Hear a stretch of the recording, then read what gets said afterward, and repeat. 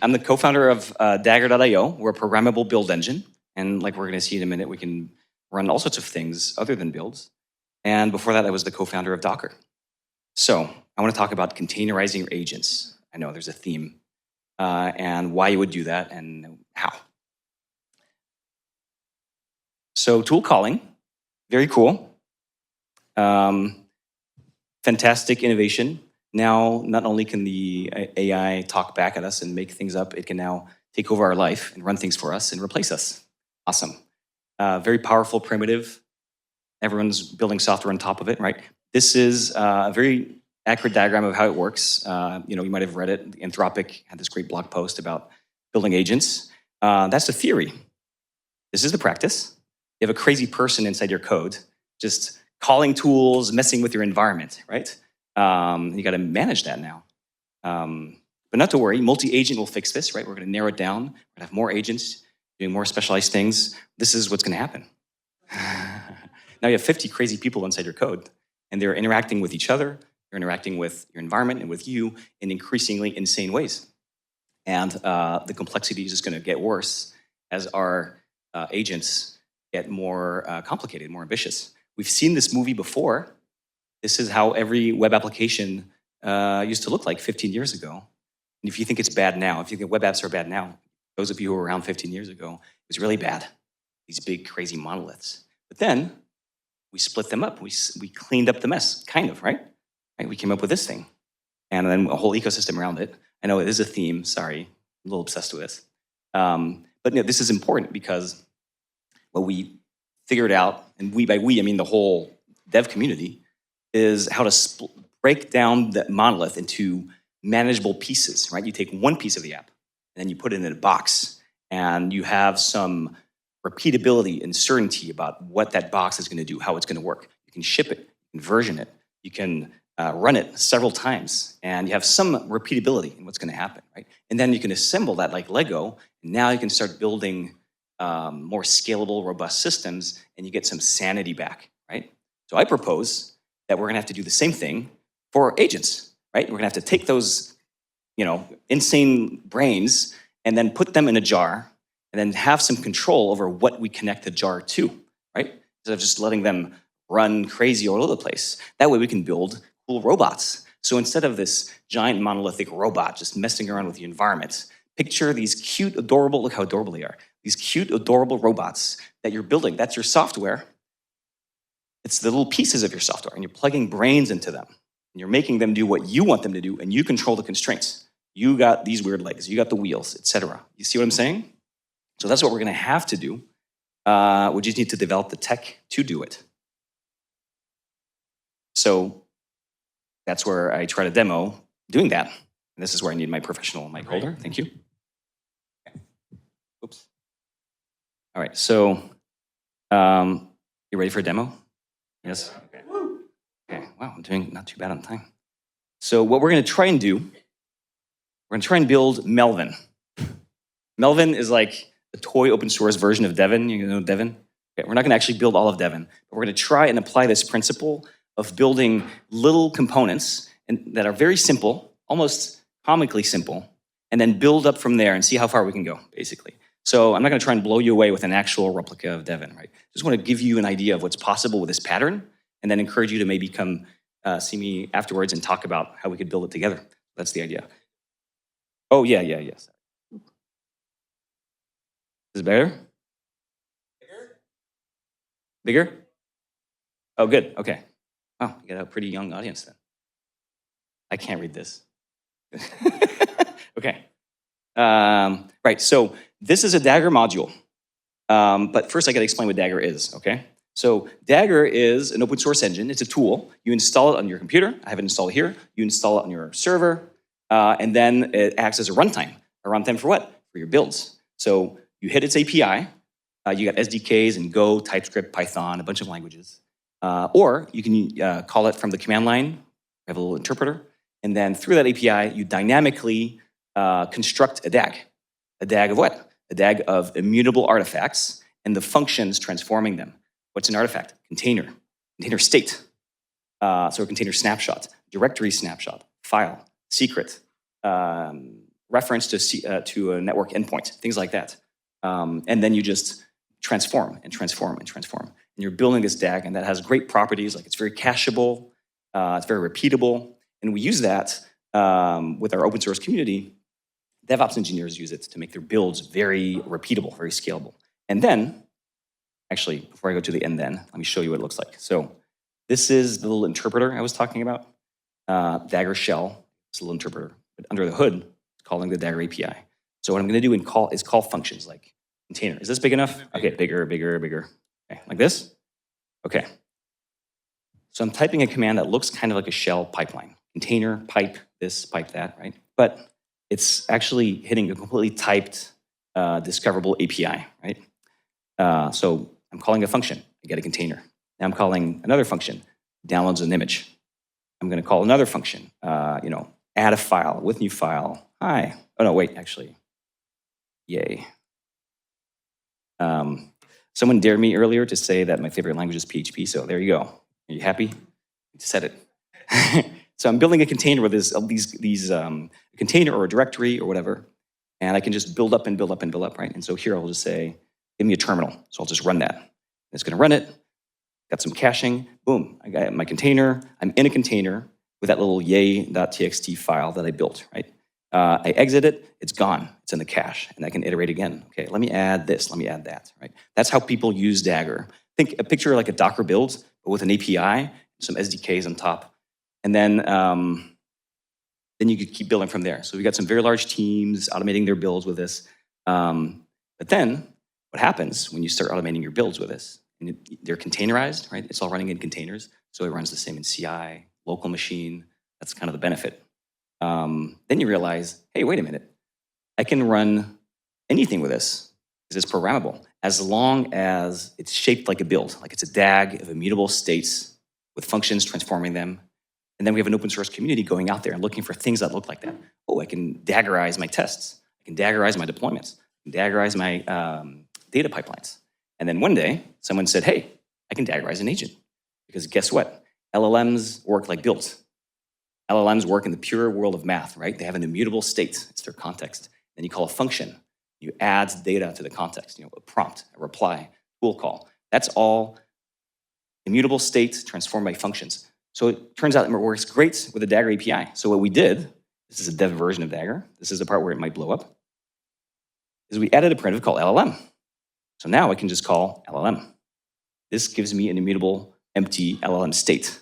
Here it's a GPT-4o. We just plug it on, any model basically. And then I'm going to chain operations. So obviously I can add a prompt, like that's easy, but I'll show that after. I guess, should I show it? I'll show it. With prompt, name is Bob. And then I can get the history so far, right? By the way, this is all traced with OpenTelemetry. And we have a cloud service that shows you the traces. It's great. It's talking back, whatever. Okay. So far, so good? Okay. So the cool part, obviously, you don't need like this whole thing to prompt. Like, that's easy. The cool thing is the tool calling, right? So to call tools, what do you need? You need functions with typed arguments. You need a schema, right? Well, we have that. The whole Dagger API is made of objects with functions and typed API for these functions. And then also we have the state, right? We know the state every step of the way because we have the whole DAG. So what if you could take any object, say, for example, this container that I built before, and then I call LLM and I say you can say it's auto-completing here, not a cache volume. Nope. Container, yes. What Dagger did is it detected all the types available in the API.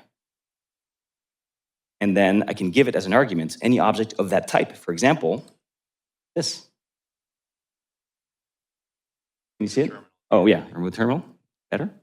Okay. So I gave it the container. Now what's going to do is Dagger automatically is going to detect all the functions available in that container object. And then it's going to plug them into the model and say, this is your environment now, right? It's connecting the robot body to the brain. Call it the BBI, the body-brain interface. It sounds cool. And then I can keep chaining. So now I can prompt it. I can say, I'm going to try and prove here what's going on. You have access to a container.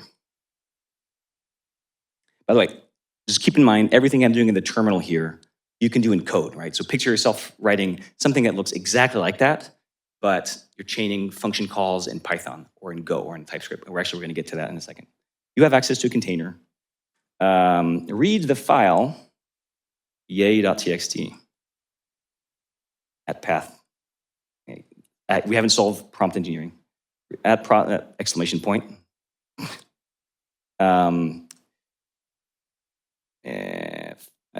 It mentions a programming language. Install on the container what is needed to develop in that language. See what I'm saying? Like, okay, we're trying to have create some sort of a toy agentic loop here. I'm not saying the language that I only promised I would name it once, so I'm not going to say it again. Okay, and then I'm going to look at the history after it does that. Go. Okay. So it's calling. Okay, wait, it's going too fast. Wait, okay, I'm going to go to the browser. I'm going to look at this trace in the browser. Okay, so this is my trace. All open telemetry. You can go back and say, what did it do? Okay. I prompted it here. Oh yeah, thank you. Please get the reminders. Thank you. Okay, that's my prompt, right? Where is it? You know what? Actually, I got the history back. It's done. Let me just do it here. Sorry. Okay. Go back up. I have to make it smaller now. Sorry. Okay, wait. Is this still readable? No. I'm trying to see the whole thing in one shot. Is this readable? Okay, so at the top you see my prompt. You have access to a container. This is just rendered on the terminal from the trace. So the trace you can look at in the terminal, save it for later, whatever. So you get the prompt. Then here's the magic. We plugged that container object. It has a function called file. It's in the Dagger API, and it's all documented. So the model said, okay, I got to read a file. Okay, file, cool. It returned an ID. Okay, let me look up the contents of that. You can see here the API returned. My favorite language is beep. And then it said, okay, I'm going to do what was asked, and tried to execute. That's also Dagger API. Let's apt-get update. Error, because it's an Alpine container. I think it's what would I give it? I forget. Yeah, Alpine. So error. It gets the error. Second shot. Okay, let's try APK. It tried to, okay, made another distro. It worked. So now it's going, okay, I'm going to install PHP, blah, blah. It got an error. It's like, am I doing this right? What distro is this? So this is the agent figuring things out and looks at the results. Yeah, okay, it's Alpine, so what's wrong? Blah, blah, blah. I don't know what was wrong. Oh, it figured out, okay, just one of these doesn't exist. I'll just install PHP. Good enough. Okay, I'm done. Okay, I did it. Basically, it's saying, I did it. Okay, did you do it? How do I know? Well, I can get the object back, right? So I'm going to query back from the state of the alarm, give me the container back that you modified. And now I'm back in what I was showing in the beginning, right? It's just it's a function that returns a container. And then I can say, all right, let's get a terminal in there. So, and let's bump it up. Wow, so good. And then we're back in the container. We got yay.txt, but normally PHP is installed. There you go, the agent installed PHP on its own, okay? So that's the primitive. I'm over time. I'm gonna try and finish real quick. Sorry. Okay, so how do we use this here? So here I'm writing a module, and the module is just a little bit of code. This is, that extends the Dagger API with my types and my functions. And then any other client, like someone else using the shell, can call that, right? And so this is my Melvin module. It's got a new type, Melvin. And I filled in the magic, right? This magic goes here. It's going to be a function. We're going to write a function that takes an assignment, like this is the program I want. And it's going to return a container with a Go program ready to be built, Wait, why is it called Melvin? Oh, it's called Melvin because it's a joke on Devin. Melvin, yeah. Open source clone of Devin, yeah. Had to name it something.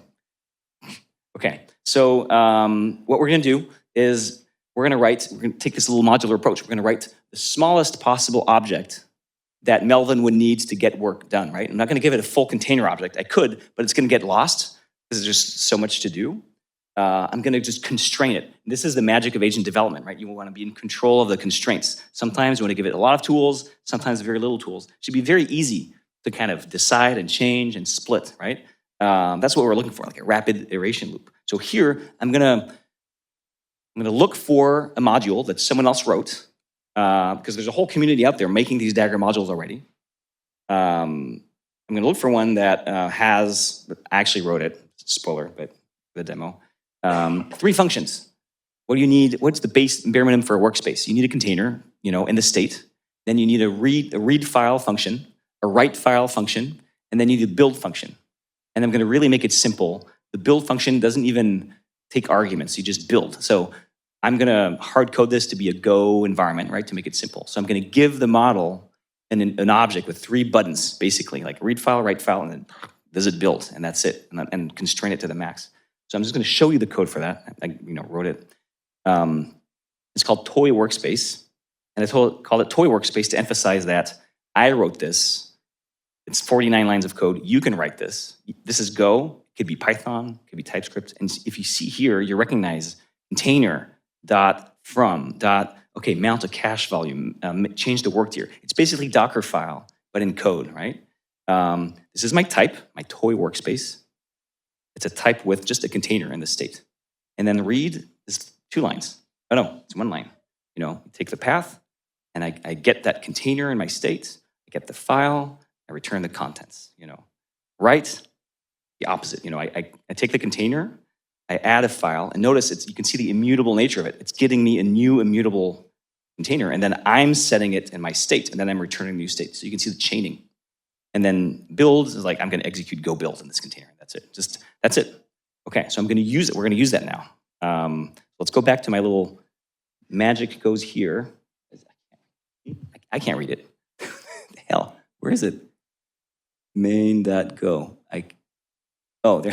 Thank you. Okay, so I pre-wrote the version that actually works. It's down here. Ta-da! Okay, I'm just gonna boop. Okay, cooking show. Go program that actually works. Yeah, I pre-cooked this. Go program. Okay, here's the magic. You ready? Ta-da! It's 8 lines. Wait, 7 lines. Okay, so here's what we're doing. I installed that other toy workspace module. Right? You do something like this. Dagger install toy workspace. You can do this over GitHub also. Like you can install some random person's module. And then magically, you have bindings. So now I can instantiate a toy workspace. So this is my workspace before the agent, right? Just give me a workspace. Then I instantiate an LLM. I give it my toy workspace, right? Notice that it can magically recognize that type. A little bit of prompting here, nothing fancy. Show you the prompt, really basic. I'm not a pro AI engineer at all. This is my prompt. You're a programmer, you have a workspace, please use it. Please don't use this thing, can't handle it. Here's the assignment. And I just have a tiny little variable system. I just take my string here, I put it here, prompt var, and then boom, I can put it here. This is the basic prompting. Okay, that's the loop. It happens here. I just give it the file, right? And then I get the workspace back. Same thing I did with the container. Give it the object, give it the prompt, loop, get the object back. And then that's after, right? If my IDE, by the way, autocompletes all of that, right? I can say, okay, that's of type toy workspace. And here, if I wanted, I could say container with, it's not working. Oh, with new file. See what I'm saying? It's the same type system. I can just keep chaining stuff, but I won't. I'm gonna keep it simple. Get the container out of the workspace, return it, boom. Okay, so does it run? Let's see, let's find out. I gotta reload this. So I'm gonna reload the shell, it's gonna load the current module. So now, we have this 8-line function calling this 49-line object as an environment and plugging it into LLM. Can you make it slightly bigger one more time? Yes. Yes, sir. And now, in addition to all the other stuff I called before, I could just call Go program. And I can say,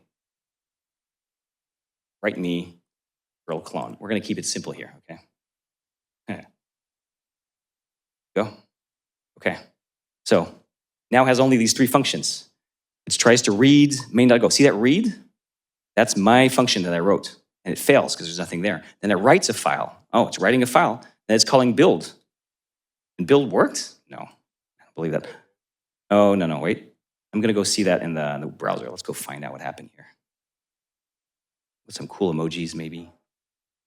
Oh, yeah, that one's going to be cool. Okay, wait. This is our tracing central. This is our team. You can see everyone's traces from the Dagger team just like running stuff. Pretty cool. This is our CI on the left. I can give you a tour later if you want. Okay, so this is what happened. Prompt, tried to read. See that? Am I bigger? Making it bigger. Tried to read main.go. Okay, no main.go. I'm going to write main.go. This is what it wrote. Code that it knows how to do that. And then it called build. My build function that I wrote that I showed you, right? And what did it say? Did it work? No, see? It said, you forgot the config file. You forgot something. And then it said, okay, oh, right, I forgot the go.mod. And so it added a go.mod. And then it called build again. And then build said, by the way, I can keep inspecting, like, what did build actually do? And you can see, yeah, it did the with exec of go build, the thing that I coded before. So you're not just seeing traces for the LLM part. You're getting the deep traces of what actually is happening all the way down, right? All the way to the source of truth. Okay, and I guess it succeeded. It's trying to write. All right, okay, it's trying to fumble its way through. I don't know if this is gonna work. Okay, well, I did not give it access to a shell, so it has to kind of, it doesn't have the tool. If I had like 10 more minutes, I would give it a shell. Okay, and it said I succeeded, so let's see. Let's get it from the cache, and now let's just get a terminal. Okay, did you succeed? This is the thing. These are the files. Okay, looks okay. Should I build it? Okay. Who thinks it's gonna work? Okay. Oh wow. That's like an even 50-50. Okay. I choose to see 50%. Choose to see hope. Okay. It build. Okay. Oh yeah. Right. Okay. It works. All right. So yeah, that's it. Sorry I went a little over time. And you get the idea. I mean, we didn't replace Devin actually, because building a real agentic product is a lot of work, but you should be able to build it from these small protos, and also there should really be an actual software ecosystem, an actual open source ecosystem where we can reuse each other's stuff, right? And there isn't. There isn't really. And so we propose Dagger as that ecosystem. But also, if you want to copy what we're doing and try doing better, then we'll copy the ideas back, and then everyone will be even happier. This is Daggerverse. This is where all the modules are. So you can see we've got a big ecosystem of all DevOps engineers, actually. And they're open sourcing everything that you could possibly hope to do as part of your agent.